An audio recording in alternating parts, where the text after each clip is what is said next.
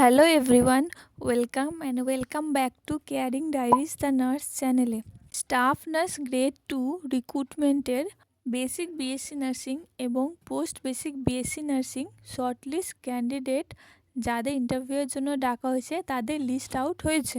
এই ভিডিওটি যাদের ইন্টারভিউয়ের জন্য ডাকা হয়নি তাদের জন্য, মানে শর্টলিস্ট ক্যান্ডিডেটের লিস্টের মধ্যে তাদের নামগুলো নেই, তো তারা এখন কি করতে পারেন সেই রিলেটেড। বিএসসি নার্সিং ক্যান্ডিডেটদের যে সিবিটি এক্সাম হয়েছিল তার অ্যান্সার কি অলরেডি দেওয়া আছে। সেখান থেকে তোমরা যে অ্যান্সারগুলো দিয়েছো সেটা চেক করে নেবে যে তোমরা কত মার্কস পাচ্ছ। এবার নর্মালাইজেশনের জন্য কিছুটা মার্কস পেতে পারো, সেটা খুব বেশি কম বা বেশি হবে না। তাহলে যখন তোমরা স্কোর কার্ড দেখবে তাহলে সেটা তোমাদের বুঝতে সুবিধা হবে যে মোটামুটি সেম নাম্বার পেয়েছো কি না। তাহলে প্রথম কাজ হচ্ছে তোমরা নিজেদের অ্যান্সার অ্যানালাইজ করে তোমাদের কত স্কোর হচ্ছে সেটা নোট ডাউন করা। WBHRBর নোটিশে বলা হয়েছে তোমাদের ইন্ডিভিজুয়াল স্কোর কার্ড দেওয়া হবে, কিন্তু যে মেরিট লিস্টটা বেরিয়েছে সেখানে কত কাট অফ গেছে বা যারা সিলেক্টেড হয়েছে তারা কত নাম্বার পেয়েছে এবং যারা সিলেক্টেড হয়নি তারা কত নাম্বার পায়নি, মানে তোমরা কত নাম্বারের জন্য তোমাদের সিলেকশনটা হলো না ইন্টারভিউয়ের জন্য, সেটা বোঝা যাচ্ছে না। তাই তোমরা এখন একটা কাজ করতে পারো, সেটা হচ্ছে মাস মেলিং।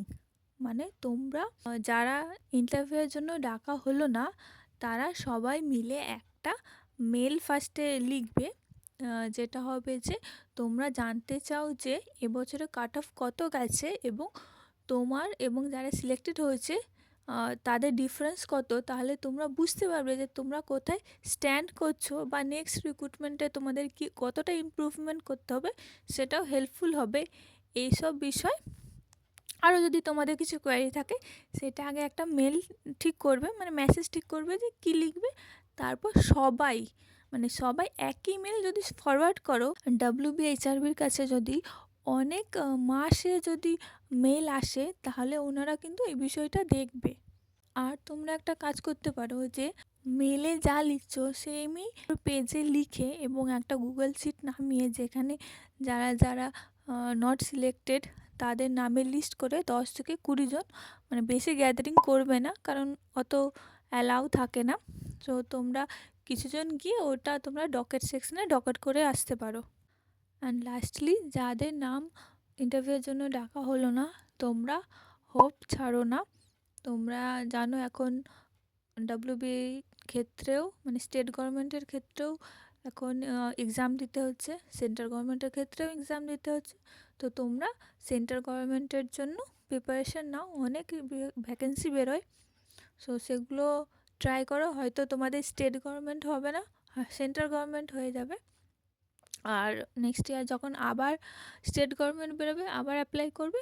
এখন হতাশা হবে, বাট ওটাতে বেশি ফোকাস করো না। এতদিন যা পড়েছো WB স্টাফ নার্স গ্রেড 2র জন্য সেটাও তো পড়া, তাহলে তোমরা সেটা থেকে কন্টিনিউ করো, রাদার দেন এখন সব ভুলে গিয়ে তোমাকে আবার করে ফ্রেশ করে স্টার্ট করতে হবে।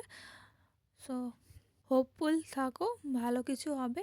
তোমাদের যদি কিছু সাজেশন বা কিছু মন্তব্য থাকে অবশ্যই কমেন্ট করিও, আর ভিডিওটি ভালো লাগলে লাইক শেয়ার করবে। বাই।